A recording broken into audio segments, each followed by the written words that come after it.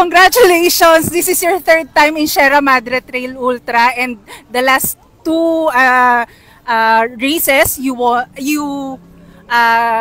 were first runner up. So ito yung finally you won. So ano nagbago sa strategy natin? Inayos ko yung nutrition ko. So ngayon, hindi ako nag-acid reflux. So ayun. So anong pakiramdam that you finally won the Sierra Madre Trail Ultra? Syempre masaya kasi before nitong race na to, masama yung pakiramdam ko. Tapos galing ako ng work. So pagdating ko dito, sobrang taranta ako. So hindi ko pa maayos yung gamit ko. Tapos hindi pa ako nakakapag-claim ng bib.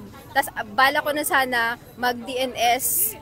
Tapos meron akong sa sarili ko na nung tumuloy ako, pag hindi ko siya na-perform ng maayos, mag-stop muna ako sa trail run kasi sobrang bigat ng workload. So parang para sa akin, sign siya na ang hirap i-balance. So kung hindi ko siya perform na maayos, stop muna.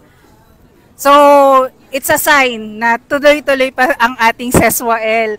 Champ Ses, congratulations, and it's time to savor your victory. Rest ka muna and see you sa awarding. Okay, thank you so much. Thank you. Bye. Bye. Congrats, Ses.